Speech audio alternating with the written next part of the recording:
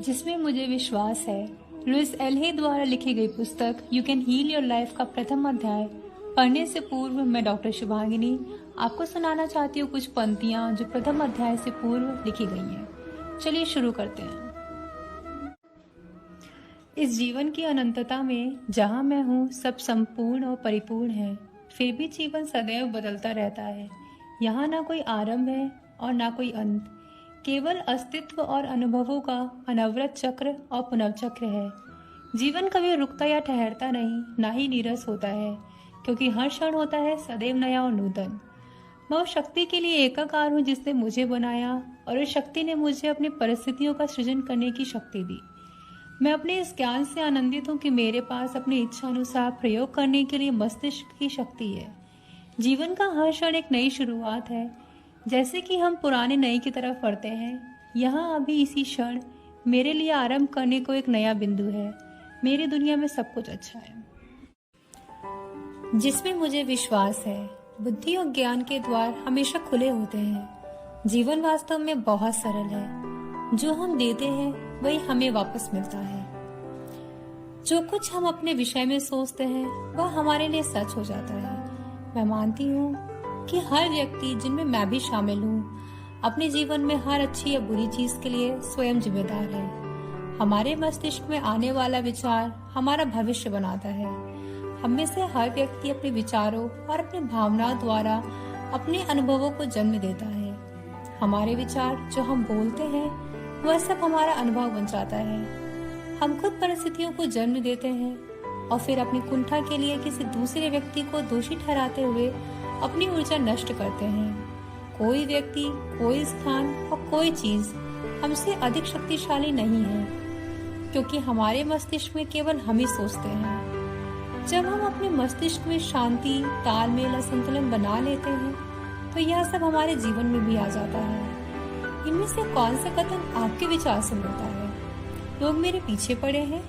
हर व्यक्ति हमेशा मेरी मदद करना चाहता है। इनमें से प्रत्येक बिल्कुल भिन्न अनुभव को जन्म देगा। हम अपने बारे में और जीवन के बारे में जो भी मानते हैं वह हमारे लिए सच हो जाता है। हम जो भी सोचना या मानना चाहते हैं, हर विचार में ब्रह्मांड हमारे साथ होता है। दूसरे रूप में हम जो भी स्वीकार करते हैं, हमारा अवचेतन मन उसे स्वीकार कर लेता है।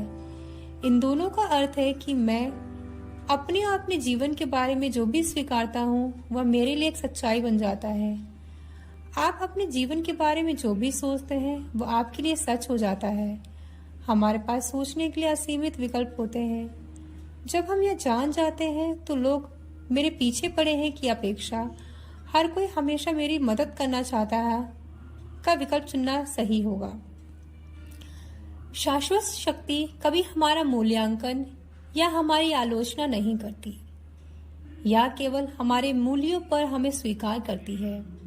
फिर वह हमारे विचारों को हमारे जीवन में प्रतिबिंबित करती है।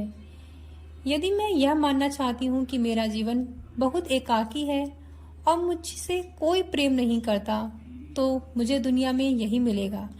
लेकिन यदि मैं उस विचार को छोड़ने के लिए तैयार हूँ और मैं अपने लिए दृढ़ता से कहूँ कि प्रेम हर जगह है और मैं प्रेम करने व पाने योग्य हूँ और अपने इस नए विचार पर कायम रहूं तथा उसे बार-बार स्वीकार करूं, तो यह मेरे लिए सच हो जाएगा। अब मुझसे प्रेम करने वाले लोग मेरे जीवन में आएंगे। पहले से मौजूद लोग मेरे प्रति अधिक प्रेम रखेंगे और मैं दूसरों के प्रति आसानी से प्रेम की अभिव्यक्ति कर पाऊंगी। हम में से अधिकतर लोग हम कौन हैं के बारे में मूर्खतापूर्ण विचार रखते हैं और जीवन जीने के लिए बहुत से कठोर नियम बनाते हैं। यह हमें दोषी ठहराने के लिए नहीं है, क्योंकि हम में से हर कोई इस क्षण में जितना अच्छा कर सकता है कर रहा है।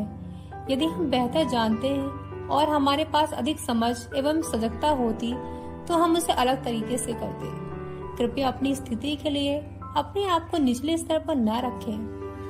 आपने यह पुस्तक उठाई और मुझे खोज निकला। इसका अर्थ है कि आप अपने जीवन में एक नया सकारात्मक परिवर्तन लाना चाहते हैं। इसके लिए अपने आप को धन्यवाद दें। पुरुष रोते नहीं, महिलाएं पैसा नहीं संभाल सकती। जीवन के लिए इतने संकुचित विचार है ये। जब हम बहुत छोटे होते हैं तो अपने तथा जीवन के बारे में महसूस करना हम अपने आसपास के बड़ों की प्रतिक्रियाओं से सीखते हैं। इस प्रकार हम अपने तथा अपनी दुनिया के विषय में सोचना सीखते हैं। यदि आप ऐसे लोगों के साथ रहे हैं जो बहुत दुखी, भयभीत, अपराध बोध से ग्रस्त या क्रुद्ध थे, तो आपने अपने बारे में और अपनी दुनिया के बारे में बहुत सी नकारात्मक बातें सीखी। मैं कभी भी सही नहीं करता, यह मेरी गलती है, यदि मुझे गुस्सा आता है तो मैं बहुत बुरा व्यक्ति हूँ। इस तरह का विचार एक निराशाजनक जीवन को जन्म देता है।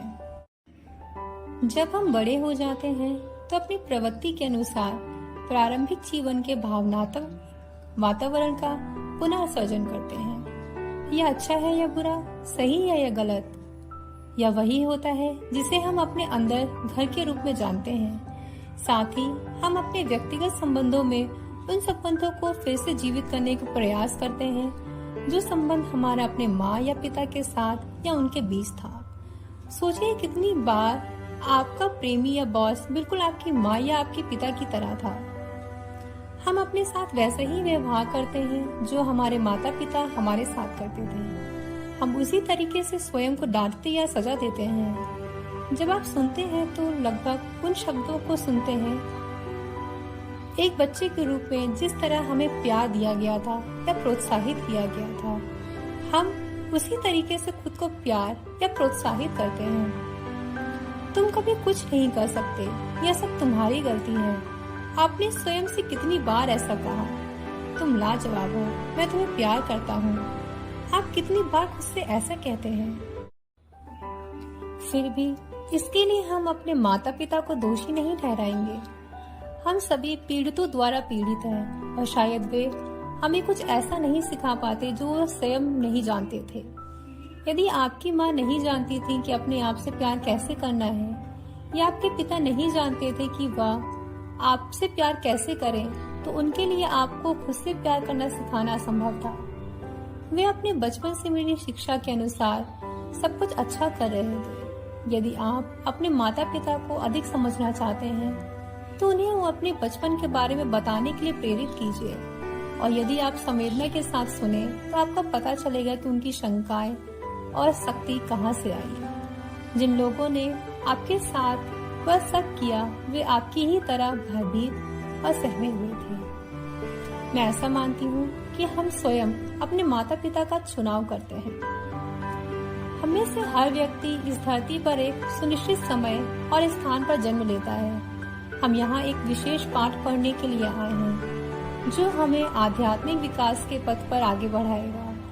हम अपना लिंग, अपना रंग, अपना देश चुनते हैं और फिर हम किसी खास माता पिता की खोज करते हैं जो उस स्वरूप को प्रतिबिंबित करेंगे जिस पर हम इस जीवन में काम करना चाहते हैं। फिर जब हम बड़े होते हैं तो आम तौर पर अपने माता पिता पर उंगली उठाते हैं और रिसियाते हुए कहते हैं, आपने हमारे साथ ऐसा किया। लेकिन वास्तव में हमने उन्हें इसीलिए चुना क्योंकि वे हमारे कार्यों के लिए बिल्कुल उपयुक्त थे।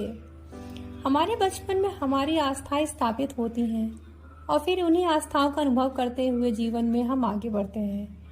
अपने जीवन में पीछे की ओर देखिए और ध्यान दीजिए कि कितनी बार आप उसी अनुभव से गुजरे हैं।